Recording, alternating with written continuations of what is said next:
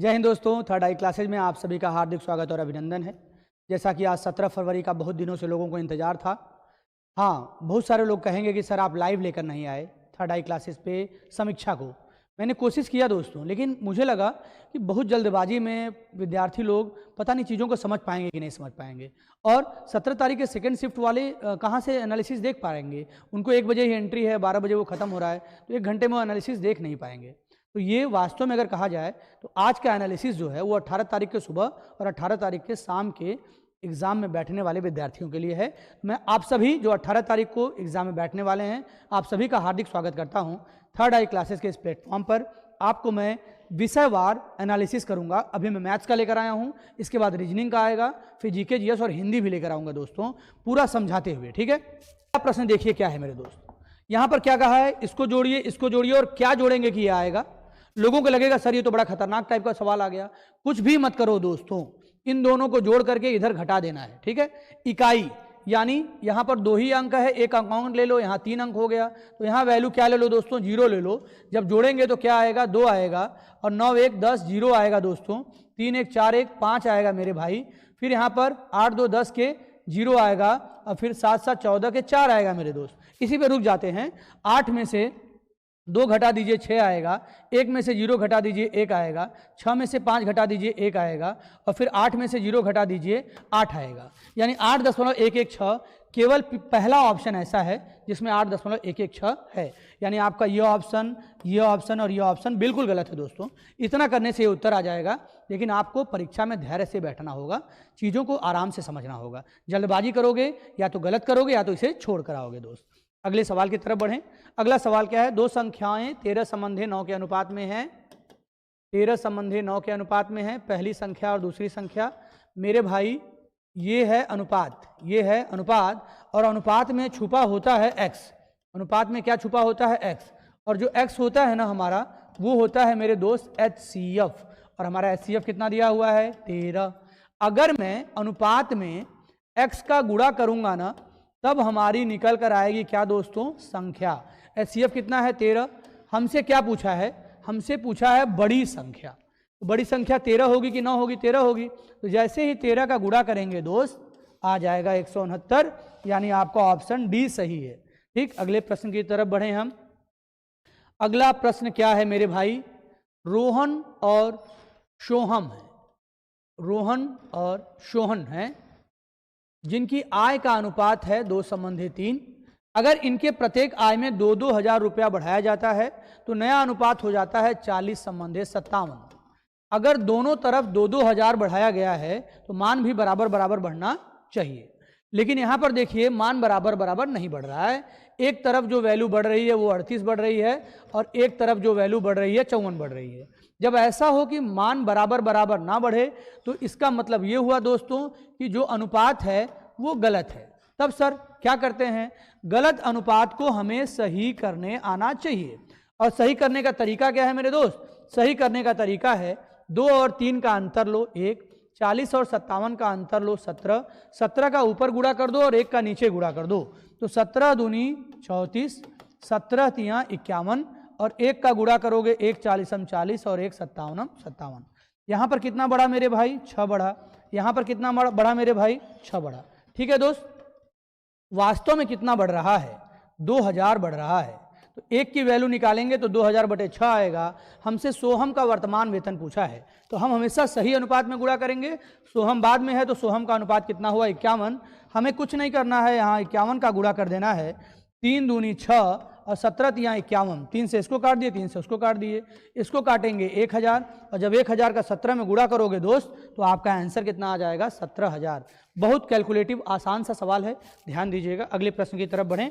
अगला प्रश्न कहाँ ले जा रहा है हमें, अगला प्रश्न कह रहा है दोस्तों, किसी स्कूल में 20%, जैसे ही प्रतिशत आया आप पूरा मान लो 100, यानी पूरे विद्यालय में 100 विद्यार्थी हैं, जिसमें से 20% छात्र, यानी आप 100 का निकाल दो 20%, कितना आ गया, 20 छात्र 10 वर्ष से कम है, तो कम वाले को मैं माइनस से दर्शा दे रहा हूं। ठीक है, 10 वर्ष से कम है। 10 वर्ष से अधिक आयु के छात्र, 10 वर्ष से अधिक आयु के छात्र यानी प्लस इनकी तुलना किससे किया है? 10 वर्ष की आयु के छात्रों से। इनकी तुलना किया है मेरे दोस्त 10 वर्ष की आयु के छात्रों से, जो कि 48 हैं, यानी इनकी संख्या है 48। ठीक, और 48 का 2/3 है ये 10 वर्ष से अधिक वाले। ठीक है, तो 48 का आप 2/3 निकाल दो, तो 3 से काटोगे तो 16 3 48, 16 दूनी 32, यानी जो 10 वर्ष वाले छात्र हैं वो 48 हैं, और जो 10 वर्ष से ज़्यादा हैं वो इसके 2/3 हैं, तो कितने हुए? 32 हुए। तो ये जरा ध्यान दीजिएगा, ये 32 और ये 48 मिला करके कितना हो गया दोस्त? 80 हो गया। तो 100 में से अगर 80 यहीं हो गए, ठीक, 100 में से अगर 80 यहीं हो गए, जो कि यहाँ पर हैं 32 छात्र और यहाँ पर हैं 48 छात्र, तो टोटल बचे कितने? 20, और वही 20 छात्र यहाँ पर हैं। हमसे क्या बोला है? कुल संख्या। तो हमारा अनुपात ही हमारा उत्तर आया, यानी जो हमने 100 माना है वही हमारे कुल विद्यार्थी हैं मेरे दोस्त, यानी ऑप्शन बी आपका बिल्कुल सही है। अगले प्रश्न की तरफ बढ़ें दोस्तों। अगला प्रश्न क्या कहता है? एक संख्या को 119 से विभाजित करने पर, एक संख्या को 119 से विभाजित करने पर 19 शेष बचता है। ठीक, तो कोई संख्या है उसको मालूम नहीं है, इसको 119 से विभाजित किया गया, तो जो इसका शेष बचा वो क्या बचा मेरे भाई? 19 बचा। अब इसी संख्या में 17 से भाग देना है। संख्या जब पता ही नहीं तो आप भाग कहाँ से दोगे? इसका मतलब आप जिसमें भाग दिया गया है पहले वाले में ही भाग दे दो। 17 से 119 कट जा रहा है, तो डायरेक्ट आप 17 से शेष में भाग दे दो और आपकी वैल्यू आ जाएगी 2 दोस्तों, यानी आपका ऑप्शन डी बिल्कुल सही उत्तर है। अगले प्रश्न की तरफ बढ़िए दोस्त। अगला प्रश्न क्या है? इसमें तो कलम भी नहीं चलाना है मेरे दोस्तों, लेकिन अगर आपको मैं समझाना चाहूँ एक्सप्लेन करके कि सर एक्सप्लेन करके बताइए, तो ज़रा ध्यान दीजिएगा। दशमलव 2 स्थान नीचे ऊपर भी खत्म हो गया, डायरेक्ट 2 से काट दो। 2 8 16, 2 6 12 और 2 चौके 8। अब 864 को 36 से काट दो। ठीक है दोस्तों, तो 12 तिहाई 36, 12 7 84 और 12 दूना 24। फिर 3 से काटोगे 72 को, तो क्या वैल्यू आ जाएगी मेरे भाई? 24 आ जाएगी। 24/x, 24/x बराबर क्या है? 2 है। 2 से 24 काटेंगे 12 आ जाएगा, x का इधर गुणा होगा, तो x की वैल्यू आ गई मेरे भाई 12, यानी आपका ऑप्शन डी बेहतरीन उत्तर है मेरे भाई। अगले प्रश्न की तरफ बढ़ें। इसके जवाब में देखिए क्या है। 3 साझेदार हैं, साझेदारी का प्रश्न है। कौन कौन है? P हैं, Q हैं और R हैं। P की पूंजी का 2 गुना, P की पूंजी का 2 गुना Q के पूंजी का 3 गुना है। तो P के पूंजी का 2 गुना Q के पूंजी का 3 गुना है। जो जिसके साथ होता है वो उसका मान नहीं होता है। तो P का मान हो गया 3, Q का मान हो गया 2। Q की पूंजी R के पूंजी का 4 गुना है। Q की पूंजी R के पूंजी का 4 गुना है, जिसके साथ कोई नहीं है वो 1 मान लो, यानी R का मान आ गया 1 और Q का मान क्या आ गया? 4। जब दोनों जगह Q होता है दोस्तों अनुपात में, तो हमें Q की वैल्यू को समान करना होता है। लेकिन यहाँ पर Q की वैल्यू 2 है तो यहाँ पर Q की वैल्यू 4 है, तो यहाँ पर भी 4 बना सकते हैं। कैसे सर?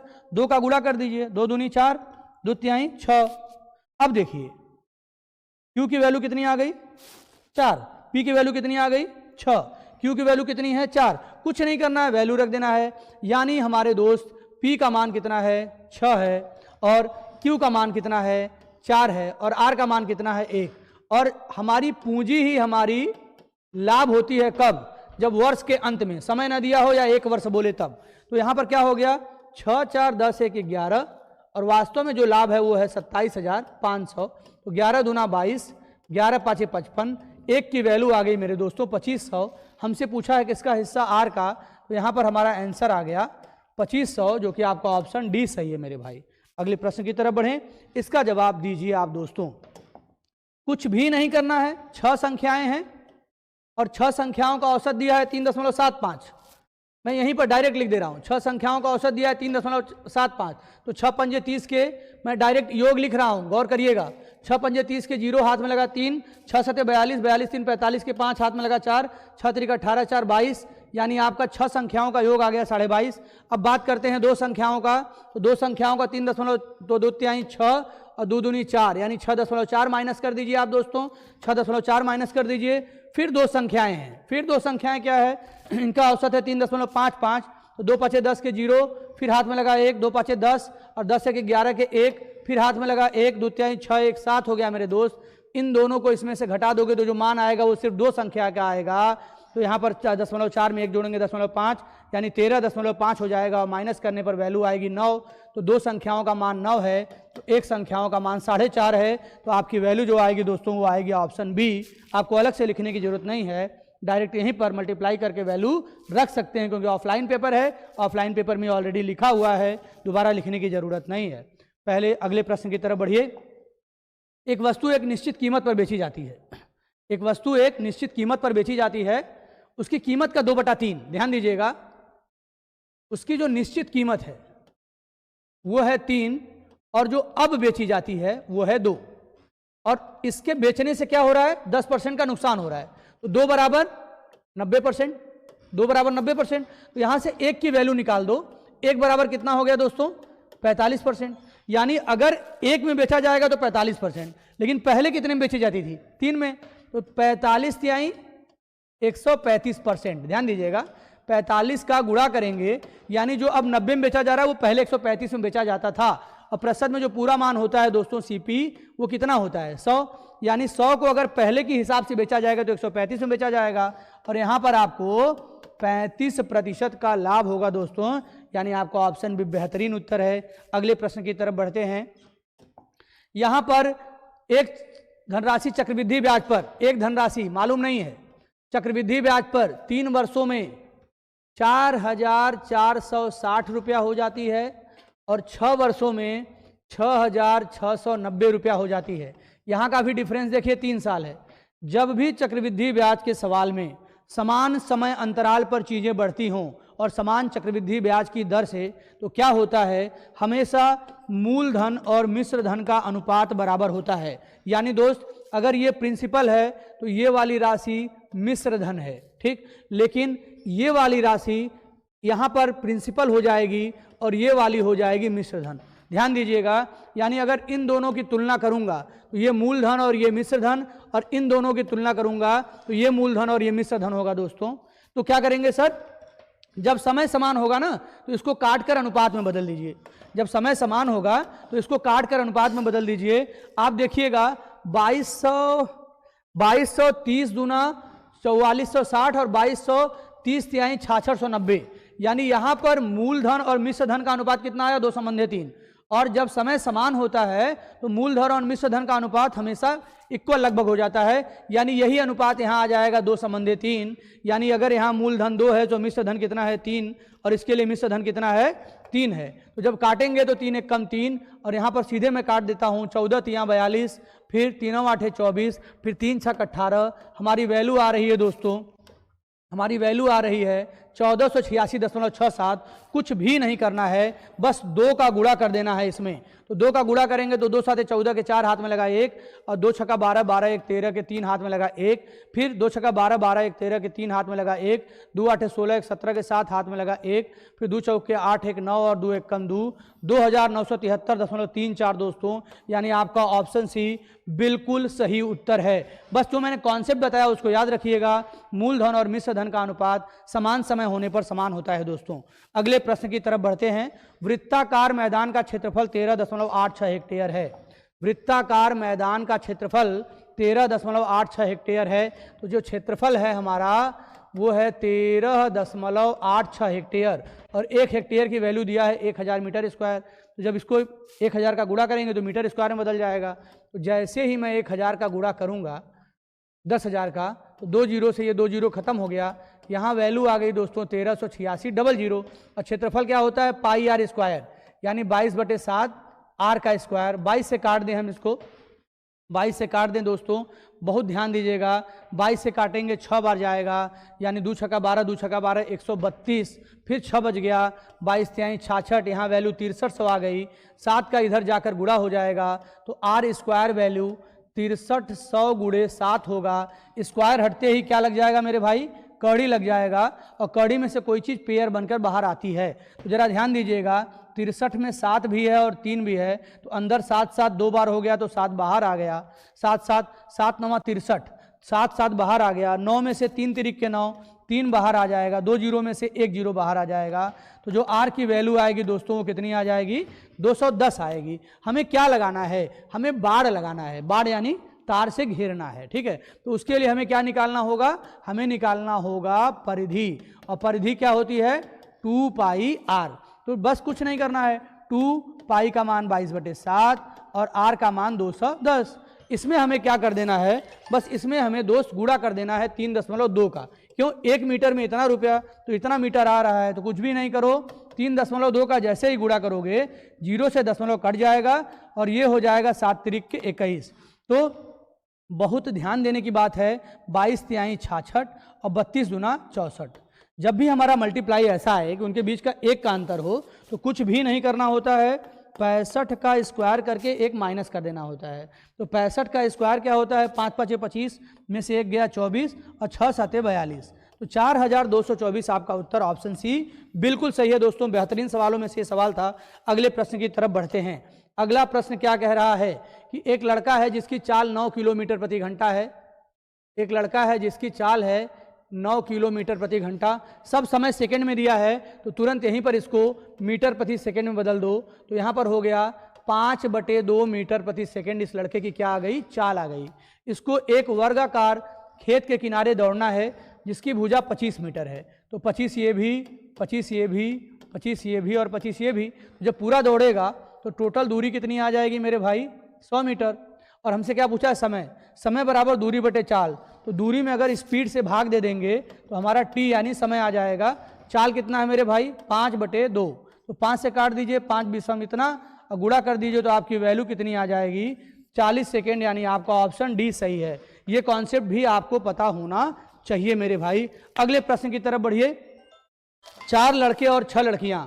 अगले प्रश्न की तरफ बढ़िए। 4 लड़के और 6 लड़कियां यानी 4 बॉय प्लस 6 गर्ल एक काम को 10 दिन में करते हैं। एक काम को 10 दिन में करते हैं तो गुणे 10 कर दो।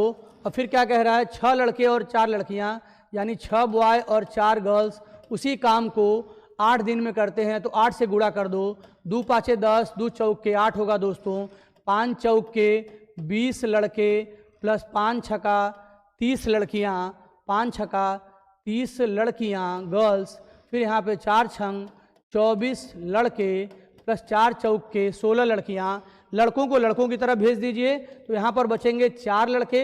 लड़कियों को इधर भेज देंगे तो यहाँ पर बचेंगी 14 लड़कियां।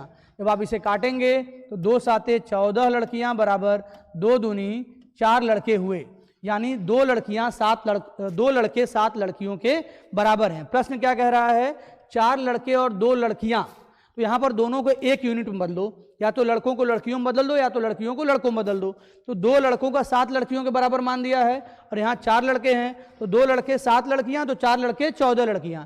यानी यहाँ पर आप 4 लड़कों को लिख सकते हो 14 लड़कियां।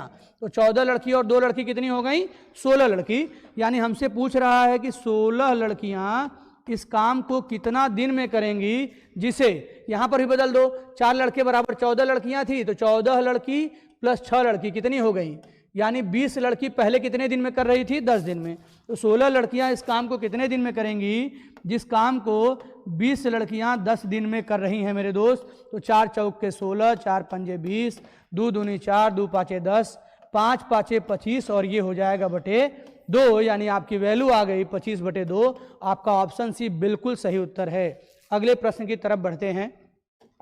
ये बहुत बेहतरीन सवाल है मेरे भाई। अनुक्रम क्या है आपका, अनुक्रम है आपका 26, 20, 14, 8। यानी 6 कम हो रहा है, 6 कम हो रहा है। तो अगर एक 6 और कम कर दें तो क्या हो जाएगा, 2 हो जाएगा। मैं मान लेता हूं कि ये 0 है, मैं मान लेता हूं कि ये 0 है। 0 से अगर मैं 21 पद लेकर चलूंगा तो 6 के डिफरेंस पर आ रहा है। तो 21 छक्का 126 हो जाएगा मेरे दोस्तों। यानी यहाँ से जो इस हिसाब से 21वां पद आएगा वो 126 आएगा। लेकिन 0 ना हो के 2 है तो हमें भी 2 पीछे आना पड़ेगा। यानी ये वैल्यू हो जाएगी 124 मेरे दोस्त, 124 हो जाएगी। और एक चीज़ देखिए, ये 0 से होता तब 124 होती।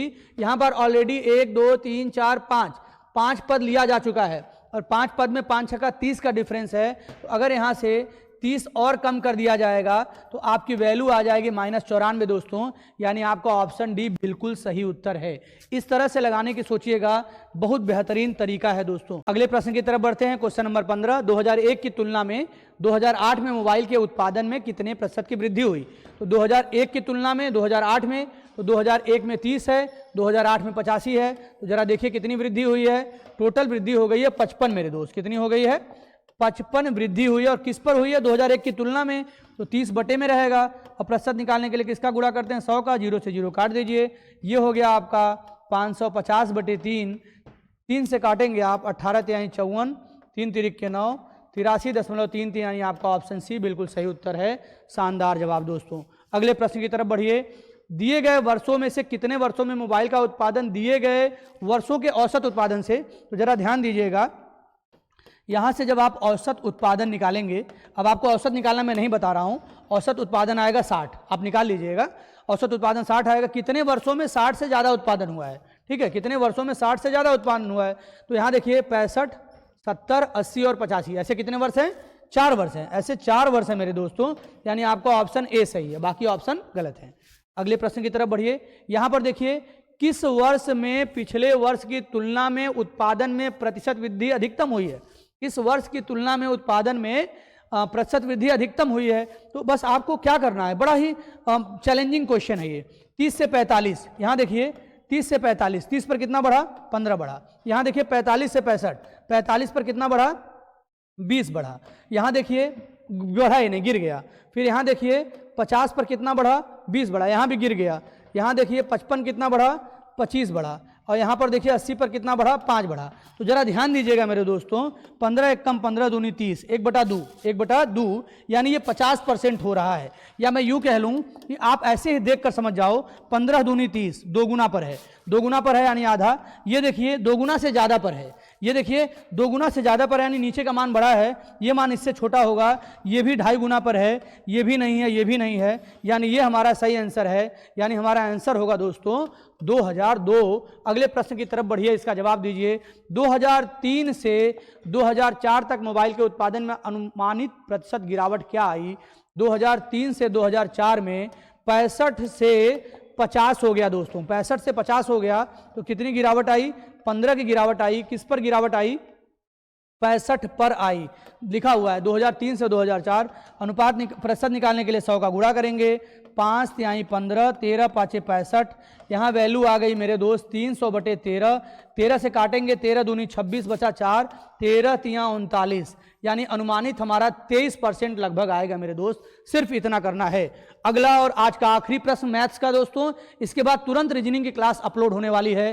प्लीज दोस्तों मेरे इस प्रयास को आप सराहेंगे, मुझे बहुत अच्छा लगेगा मेरे भाई। यह आखिरी प्रश्न है। 2005 और 2006 का औसत उत्पादन निम्नलिखित में से किस वर्ष के जोड़े औसत उत्पादन के बिल्कुल बराबर रहा? 2005 और 6, तो 2005 और 6 का जो जरा औसत उत्पादन देखिए क्या है। 2005 और 6 का जब जोड़ दीजिएगा तो 7 5 12 125 आएगा। औसत निकालने की जरूरत नहीं है दोस्तों। किसके बराबर है? 2002 और 2007। 2002 को जोड़िए 45 और 2007 को जोड़िए 80, तो 45 80 जोड़ेंगे, ये भी 125 आएगा, यानी दोनों को जोड़ने पर 125 आ रहा है। यानी आपका ऑप्शन ए बिल्कुल सही है उत्तर दोस्तों। मैं बिल्कुल बोलूंगा, अगर आपको ये वीडियो पसंद आई हो, आपको लगा होगा कि नहीं सर ने बहुत अच्छे तरह से बेहतरीन तरीके से क्वेश्चन का सॉल्यूशन दिया है, आपके ये सुबह 2017 का मुझे टाइप करने में दोस्तों इसको अच्छे से फॉर्मेट मिलाने में समय लगा, ताकि आपके पास एक अच्छा PDF इकट्ठा हो जाए दोस्तों। तो please thank you so much. Video को ज़्यादा से ज़्यादा लाइक और शेयर करें और अपना प्यार बनाए रखें दोस्तों। जय हिंद दोस्तों।